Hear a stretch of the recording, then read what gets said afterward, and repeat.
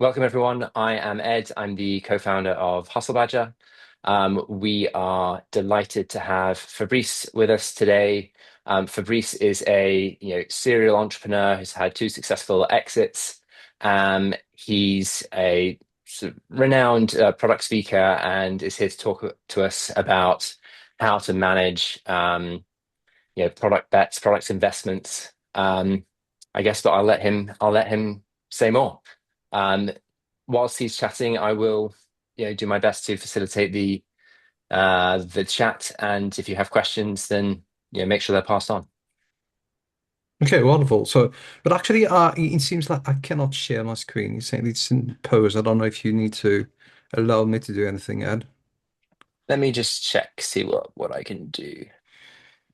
Yeah, in the meantime, so yeah, as Ed said, I'm an entrepreneur. I started my career as an entrepreneur in 2002, and spare the rest of my professional life as an employee. So, used to be the CPO of the Fork, which is one of the three brands of the TripAdvisor group focused on restaurants. So that would be the European Open Table, if you know Open Table, and work in other companies like Deezer, which is a French music streaming company. So let's say the French Spotify, and IBM a long time ago. And I was actually the first product marketing manager in France in 2007, which means that either I was a visionary or it was a very, very bad career choice.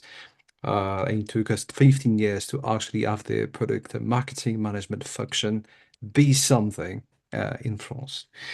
So we got to talk about money, and not only because the only goal of a product is to generate money, because there's a mission behind that, right? But if you want to go on plane, you need some fuel. And let's face the fact that even if you're, for example, working as a public service, you still need to show to someone that you actually are creating an impact that will justify the fact that they need to give you money every year.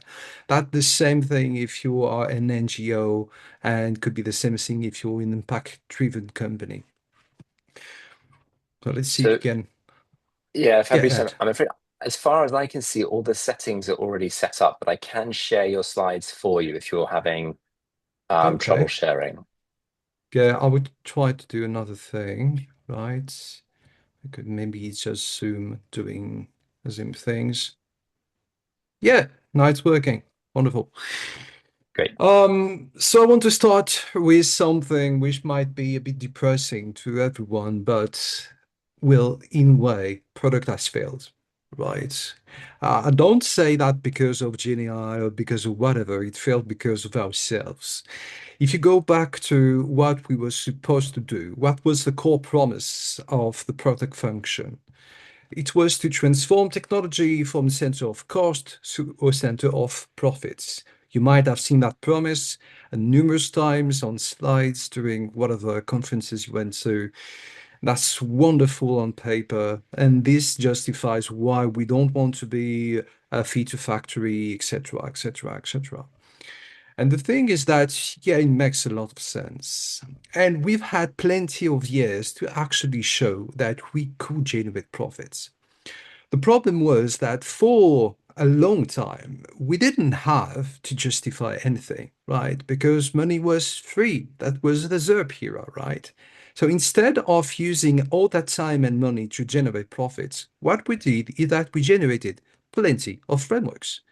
So many frameworks. Actually, I stumbled upon a quadruple or quintuple diamond the other day looking for some stupid frameworks, or people just building frameworks on top of other frameworks. And we ended up not creating money-driving products. We started doing something which is called product explaining. So just like mansplaining, but about products, we felt that our role was actually to educate the others, right? So no, I don't care that about your question about when this feature will actually be in production. You need to understand discovery and delivery and points and estimations. Because if you don't understand that, we can't talk. We can't have a proper conversation. You're not product smart enough. And it made us really look like AOs, let's say that. But still, it was okay. we had plenty of money and we could just show roadmap to investors that we receive more money. And then 2002 happened, the Avada of the product world. We had to prove profitability. So plenty of us, we discovered that our job was actually to generate enough money, enough fuel to go on playing the product game. And the thing that definitely it made us look like this, right? We had plenty of frameworks talking about user-driven, whatever-centric, but at the end, we were not proving that investing in the product was just worth it. Building another team was just worth it. We were not connected at all with the P&L of the company. We were actually a cost center, and people consider us like this. The good thing is that it's not a fatality. And actually, one of the greatest thinkers of the 20th century and even of the 21st century can inspire us to try to redefine our role in the organization. And this thinker is Jean-Claude Van Damme. Because, well, Jean-Claude know everything about impact, right? We always talk about being impact-driven, creating impact when it comes to product management and product engineering, but he knows all about impact. He knows so much about impact that he actually went beyond impact. He created the double impact because that's Jean-Claude, right? And actually, that's a real ad for Volvo trucks. You can find the video online. That's wonderful. He really did it. It was not made with AI at all. And it can inspire us a rule of the product, which is the double impact law. The fact that a product exists to generate ROI for the user and ROI for the company at the same time. Right. So just state like that, it might seem a bit obvious, but so many of us just forgot that part, the fact that we need to prove both ROIs at the same time.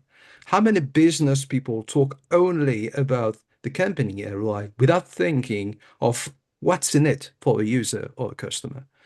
At the other end of the spectrum, you might have plenty of people, especially designers, focusing on the user, saying, yeah, that's good for the user. Right, but will the user pay for that?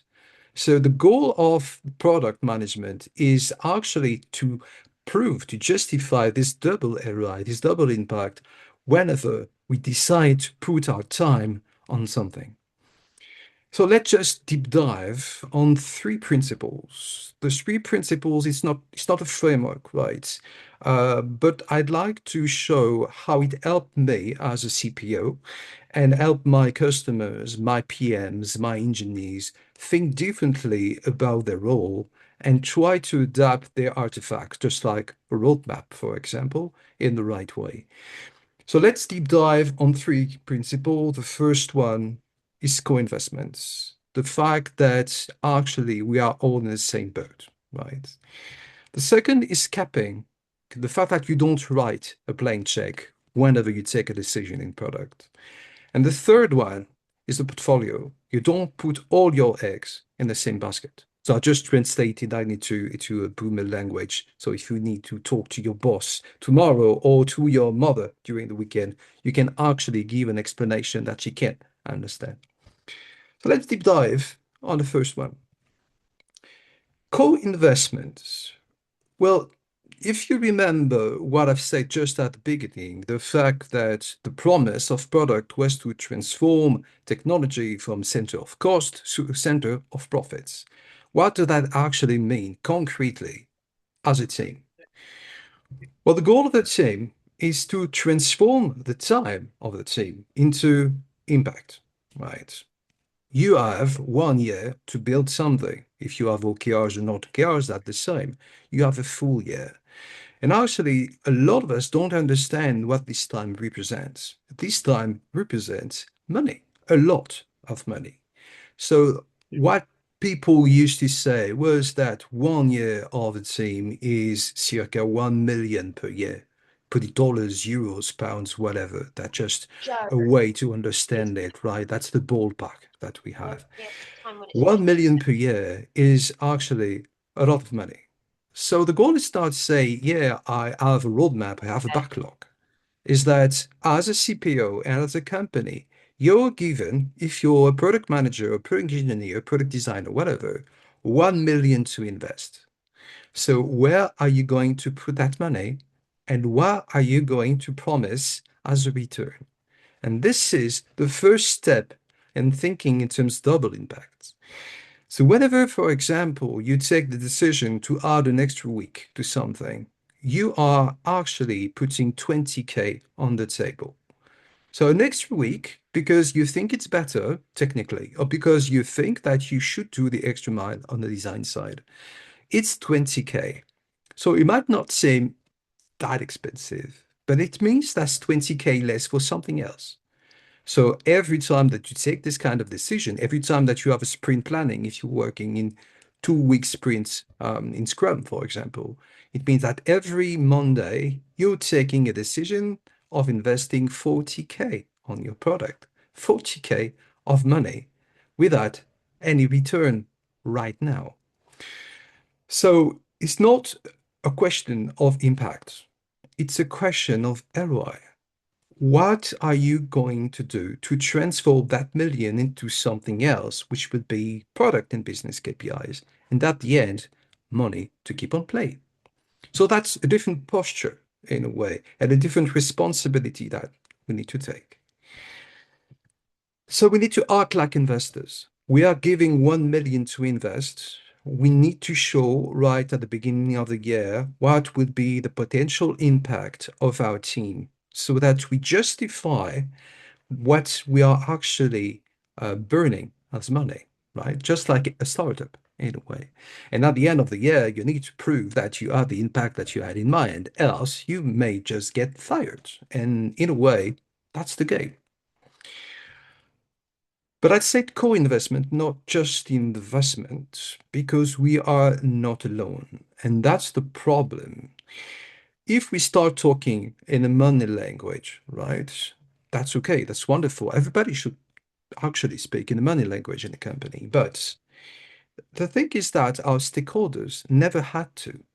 So we need to change what our stakeholders are doing and how they behave with us. And that might be the hardest part. So let's take a stupid scenario that has no link whatsoever with reality, right? Let's take a scenario when you have someone in the company, let's say a sales guy if you're in B2B, or a marketing girl if you're in B2C, and they actually want something on the roadmap.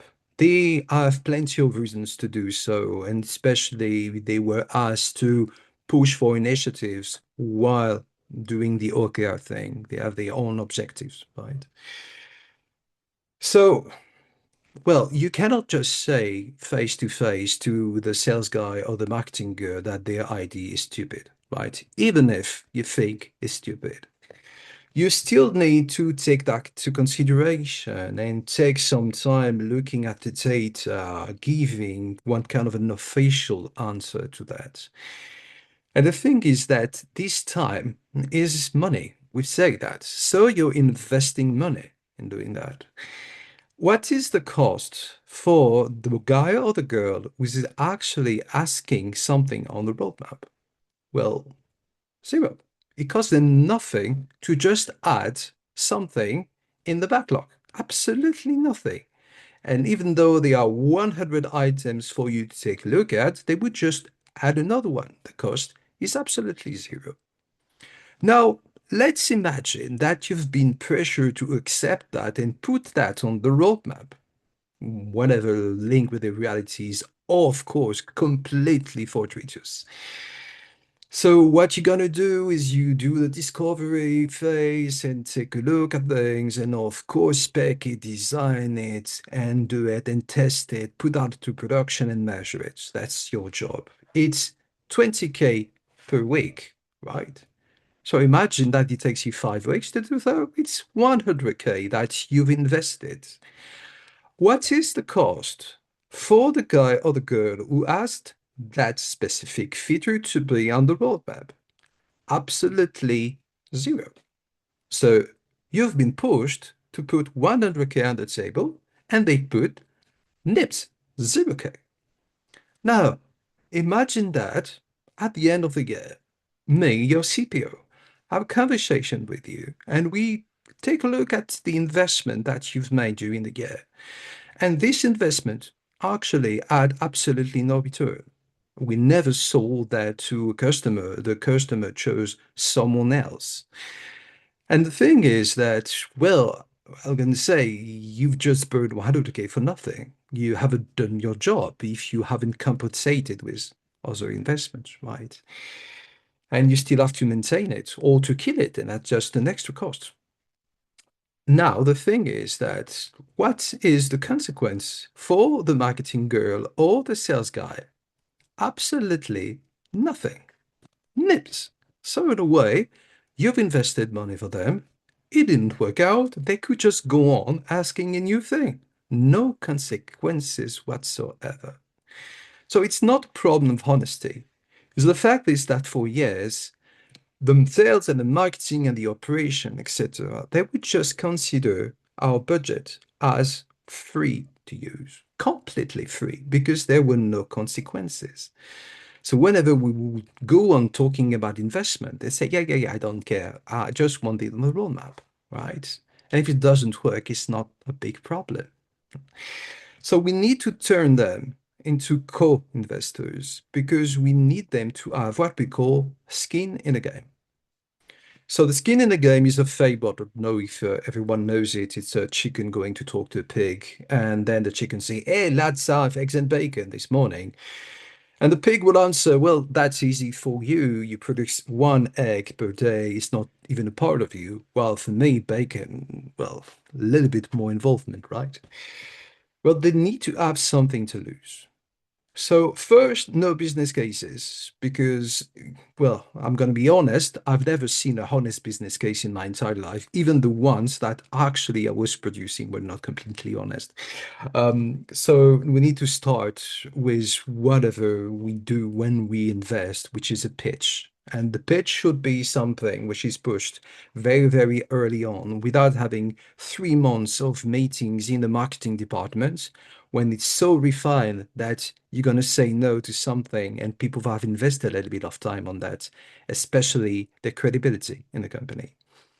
And then they need to show, of course, data. But the first thing would be for me giving access to users and customers. I've seen too many teams struggling with the fact that they couldn't talk with users or customers for whatever reason of protecting the sales or the branding relationship, whatever. Well, that's not acceptable because it means that you cannot see if the investment is worth it. So they need to take a risk here. They need to consider that if you're taking a risk of using 100K of your budget, they should at least give you access to those customers. The second thing is time. Well, if you need to talk to customers, right, to understand their needs, you don't really need the sales guy with you. But if you start pitching the value, trying to see would actually people pay for that, well, personally, I'm a former CPO. I'm not a sales guy. And the sales guy will always be better than me at detecting weak signals of people trying to please you, but that will actually never close the deal. So they need to commit. It needs to be integrated in their own objectives. And then all the go-to-market parts. Whenever you have one sales guy pushing for something, well, first thing you need to check if that's going to be interesting for the others. For example, if that's someone in Spain, he needs at least to talk to people in Germany to make sure that there's something for them too. And then he needs to motivate the other sellers, say, this is why it's interesting to sell. And then to work on the sales enablement. And at the end, they need to show what will be a realistic target. What signals can we measure after release that will show that this is a success commercially? So let's take a look at the pipeline. How many of our current customers could actually be interested? Can we call them right beforehand? Because I don't want to put money on something which is not a little bit solid, right? So I don't want something in production in 3 months without having the machine to distribute it. So in a way, It's just taking a risk, putting money on the table, just like you do. You put your time as a product team, they put their network, they put their knowledge, and they put actually their heads when it comes to committing to something that should actually be a signal of success or failure. So this is really the logic of co-investments, and you really start thinking about the relationship that you have with stakeholders in a different way. Now, let's go on the capping part. The capping part is related to that. I've just said that 1 week is 20K. So you just have 1 million euros to invest. You cannot have more. It's in a way the cash that you have on your account, right? It's your runway if you're a startup. So whenever you take the decision to put money on something, still, as I said, it's money you cannot put on another thing. You would have to do sacrifices. And this is why you want to cap your investments. Capping, it goes with appetite and ambition. So if you read the Shaper book, it might remind you of something, but it was here before the Shaper part is really linked to investment. The appetite is what percentage of the budget do you want to put on that specific investment? It's not only 20 or 40K because it doesn't mean anything. The goal is to say, well, which part of my million euro or $1 million do I actually want to put on that? How how worth it in a way it is, considering the ambition. So if you commented, for example, on reducing the churn for, I don't know, 25 to 20% at the end of the year, you need to compare the ROI of any potential investments on that baseline. And so it's not about 40K, it's 40K for what? Even though it's just an approximation of the impact that you have, it's the first way of looking at things as an investor, right? And this capping thing will actually apply to everything that you do. So, of course, to our own investments, but to the activities of the product team too. So, discovery, for example. The biggest problem that we have with discovery is teams spending potentially months on discovering things, doing the quadruple diamond, triple lutz discovery, whatever. The thing is that discovery is due diligence. Basically, you assess the risk that you might take by putting money or putting more money on an investment. So you need to cap it, considering the level of risk that you have in front of you and the total appetite. So, for example, if it's really, really risky and you have a very low confidence, well, you might want to spend 2 weeks or 3 weeks on a 6 week investment, just looking at the potential risk. But that's part of the deal, right? So that's really due diligence. Whatever tests that actually doesn't fit in that time, you don't do it. And you just decide, do I want to go on with whatever I have on the table, or do I just stop? So anyway, you just paying to see, just like in poker, right? The second part is delivery. It's the most obvious one. It's what we call design to cost. So everybody has heard about the agile thing. You cannot fix the data, the parameter at the same time, right? But here, just like the guys in ShapeUp, you decide that it's going to be the date. It's a date because it's time and time is money. So you don't commit on we're going to do all this. You commit on we're going to spend 6 weeks on that and do whatever we can in 6 weeks. Because if we, in a way, did a bad estimation of the appetite, well, it's on us, right?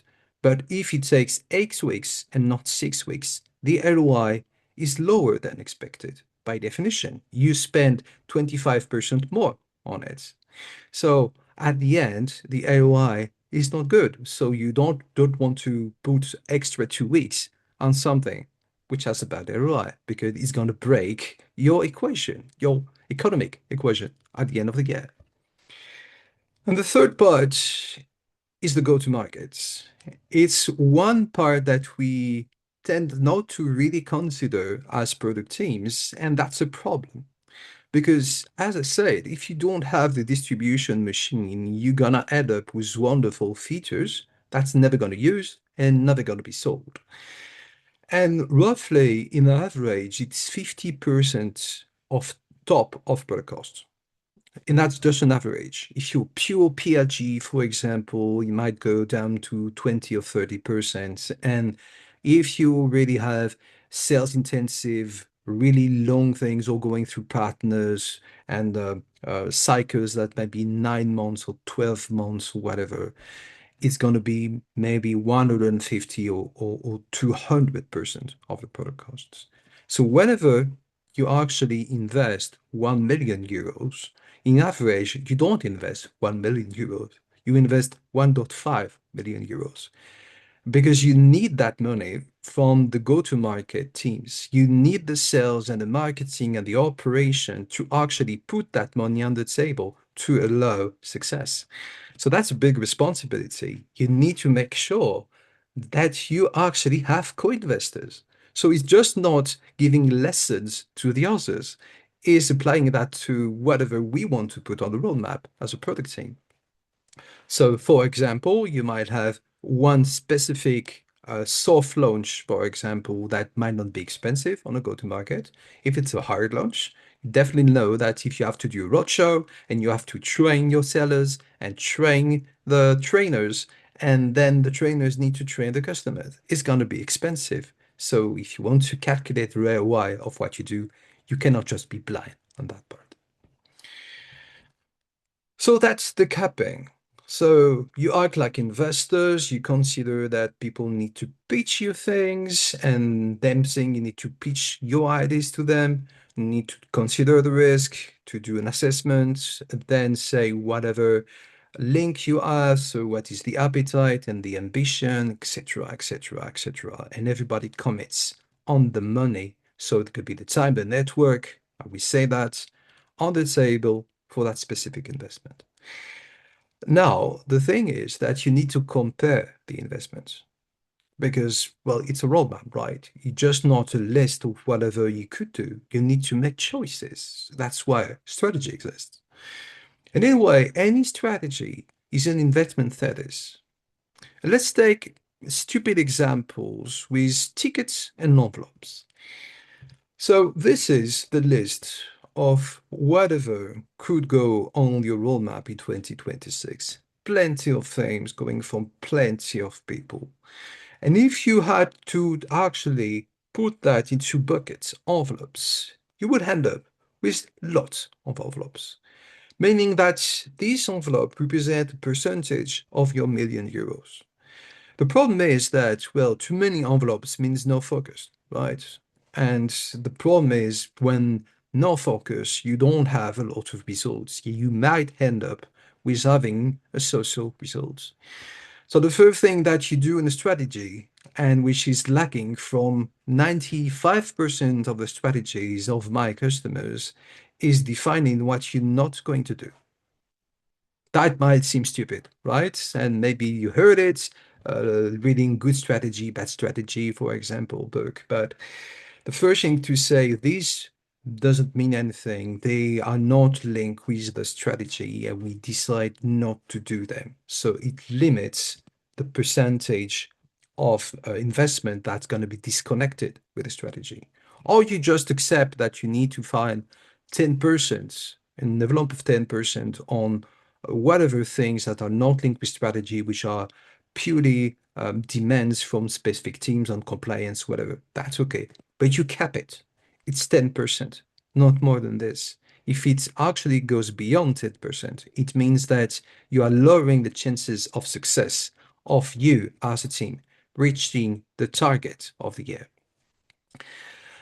Now, so you end up with less tickets and less envelopes, but that's just the beginning, right? There's no rule in the universe that says that you should divide your million euros into three equal envelopes. You might choose based on, for example, KPI trees that there's one part of the product or one specific segment or one specific product in your portfolio that needs more investment because it should have better results on your yearly targets. So you might define that these envelopes are bigger, and then you choose to have one which will represent 45% of your budget. Why does that help if you need to do investments? It helps because you're not going to compare all the investments. You're going to compare investment that makes sense on that specific envelope. So you're going to compare this. So you won't have a RISE framework with a matrix with, I don't know, 1,000 lines and 30 columns trying to compare things and end up with stupid scorings that won't help you make a decision. You will end up with having a limited list of opportunities, and you might have an envelope of only 450K, not more than this. That's so you need to consider all these investments, and you can compare the ones that are going to be the most promising ones. So the goal is not now to say no because your idea is stupid, is to say, well, no, because this is the size of the investment envelope. And actually, your investment pitch is less interesting than the others, considering the result that is expected with that envelope. So you're talking in terms of money. You're not talking about show me your problem or give me your data.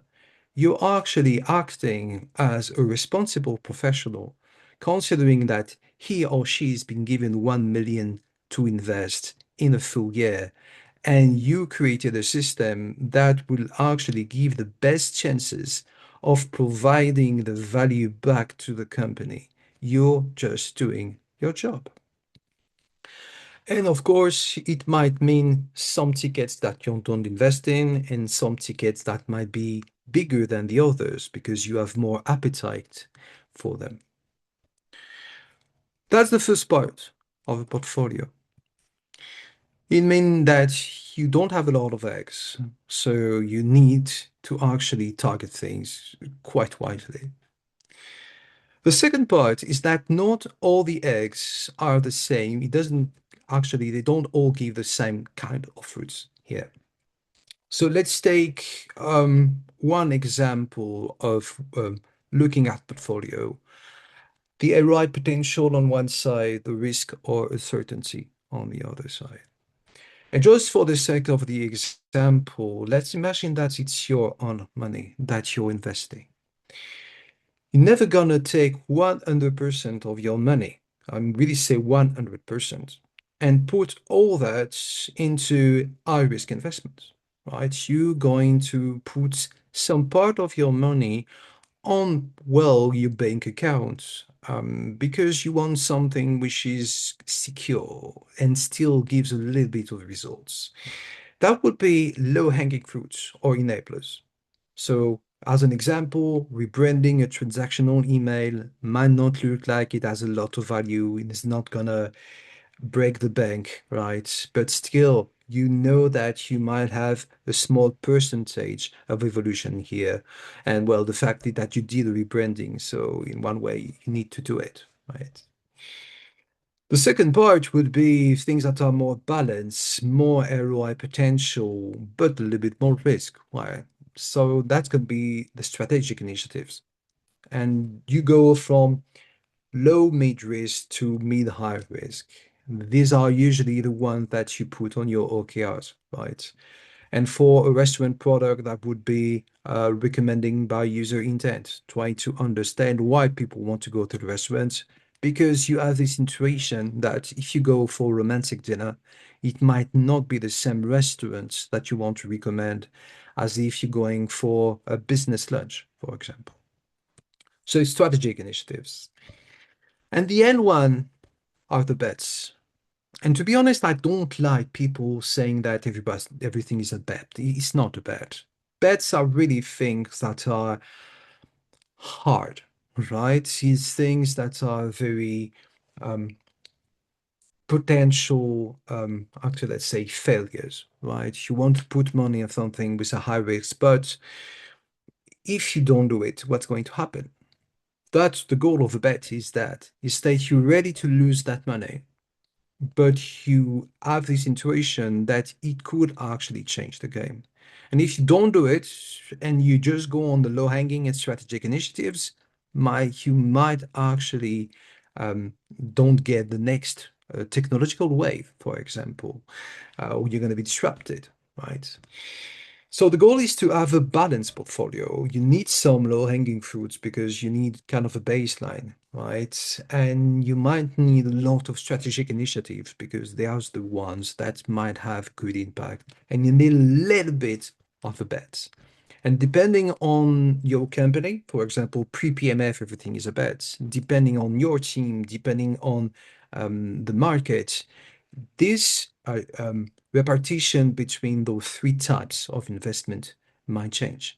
So you might choose to have only 10% of low-hanging fruits and 20% of bets. That's really up to you and up to your risk profile, to be honest, just like an investor. So that's why I don't say 25, 60, or 10, just because it really is up to you. And there's just one investment missing here, which is the debts. And the debt doesn't actually bring money to the door, but it covers the potential of loss.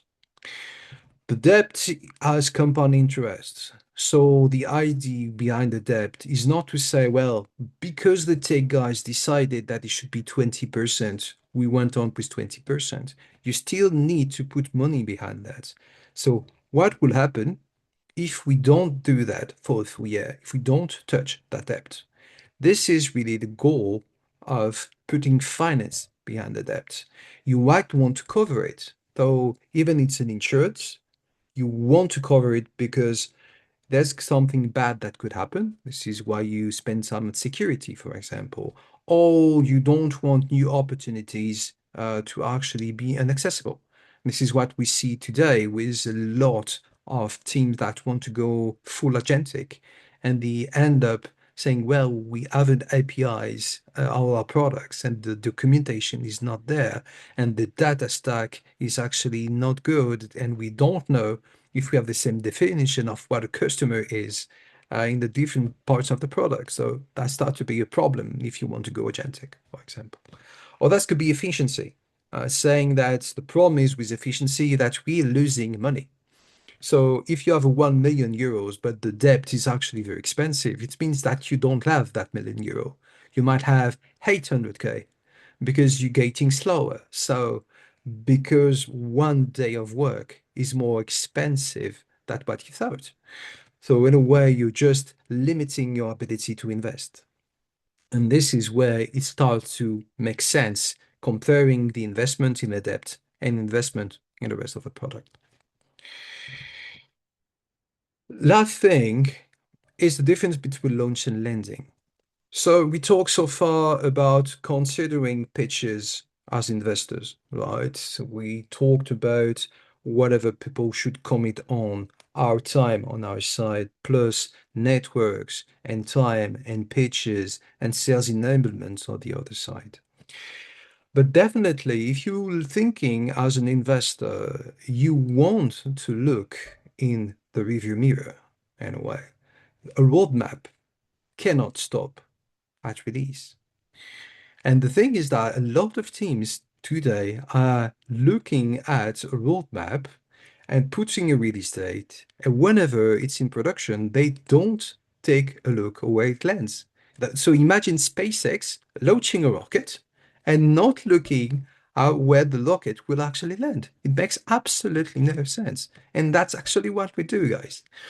So a roadmap cannot stop at release. And if you start the at release, in a way, you cannot complain that the rest of the company considers your roadmap as a release plan. Because if it blocks at release, it's actually a release plan.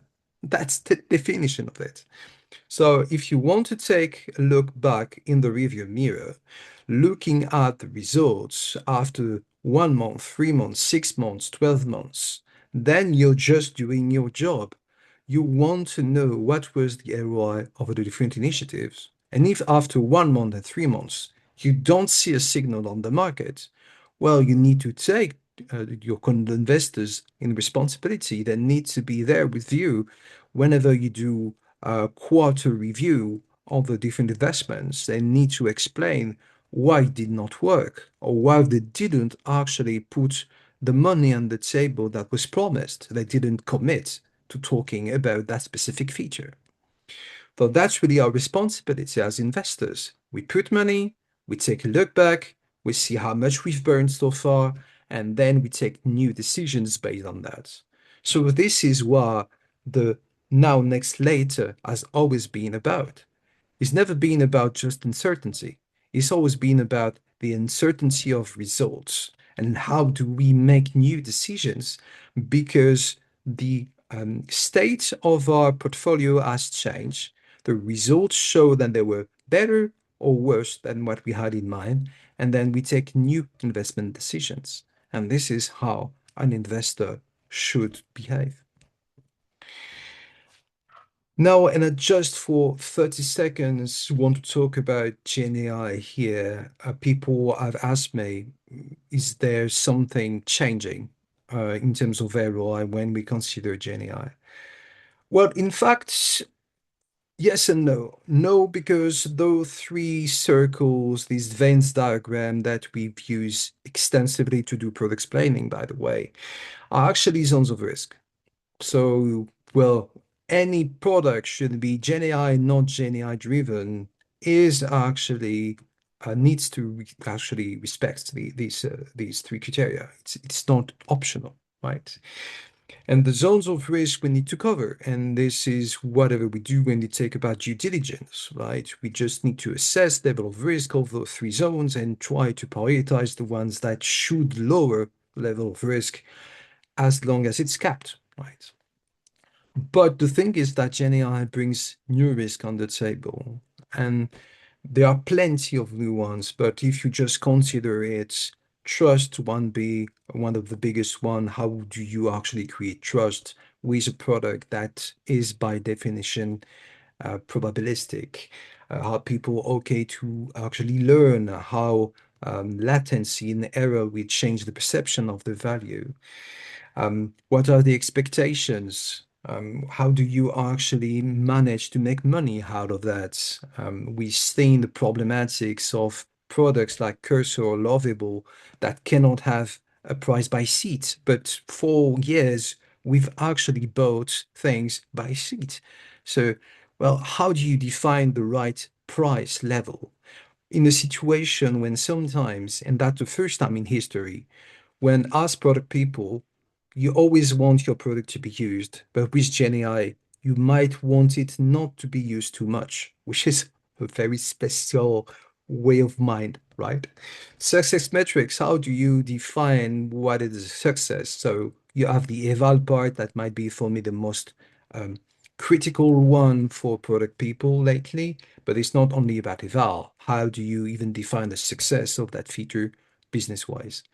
And of course, plenty of ones on the feasibility part. I'm not going to dive in on these. So if you apply the three principles, I'm not saying that you're gonna make plenty of money, but at least you will try to talk in the main language. You will educate, sorry for that word, your co-investors to commit to things, to say it's not against you, but I'm an investor, so I will always consider the risk of failure. And if you don't give me the elements, well, I cannot put all that money on this specific investment. It's not possible. So it's not about you. It's about me having a target to reach. So if you have those three principles, well, logically, you have the possibility to reach the double impact. Thank you. I guess there might be questions, but I haven't seen the chat, so I cannot say. Ed, getting back to you. Thank you, Fabrice. That was fantastic. Yeah, I really enjoyed that. Um, I haven't seen any questions in the chat just yet. I do have one question myself, so maybe we'll ask that. And if anyone has any questions, they can drop your question in the chat while we're talking. Firstly, I have to kind of point out to people that your LinkedIn handle is product ROI, which is shows how Yeah. dedicated to this concept you are, which I love. Um, my question though was, you talked a lot about co-investment. Do you do that explicitly with other leaders? Do you do some kind of, give them tokens, ask them to bet on different initiatives, or is that something, how do you get them to explicitly buy into the kind of the allocation you're making? Well, there are different ways of looking at it. I'm going to give you two examples. The first example is the B2C part of the fork, and the other one is the B2B part of the fork because they are it's a SaaS-enabled marketplace, so you really have two different logics here. When it comes to B2B, we define pillars of investment. We decided that we needed really three big envelopes on three very different topics. And this will allow us on top to actually raise our top business KPI. So you always build, let's KPI trees or product metric trees, but link that to the organization itself. And then we created investment committees. So the goal is not to have one very dull meeting when people take decision instead of the product teams. The goal is really to make sure that we are, as a board, giving all the elements to the product teams to make the right decisions. So whatever the product team will say, these are the things that have been pitched to me. And this is the things that we have in mind as a board, and there would be country managers and myself and design director. How do you see things? We kind of risk that I may be missing. The Italian ABC, well, I think that might be interesting. You should talk to Alessandro, for example, in Milan. And I think on the market that would be interesting. So the first thing is really this pitch thing, saying, okay, let's take the decision all together. And then we commit as leaders to actually help the teams go on if they decide to invest in that direction.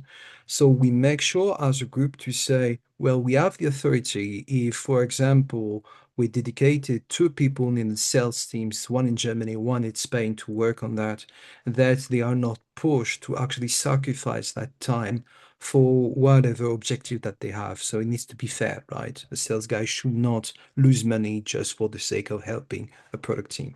And then we go on taking those decisions. And all the country managers will go back to their teams and give just a score of is it interesting for me, whatever Spain is proposing, whatever the product team is proposing.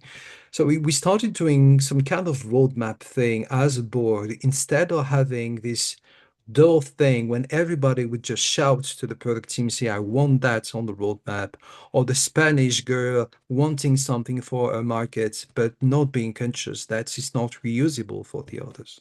So that was the first thing that we did. On the B2C part, usually that was more marketing asking for things.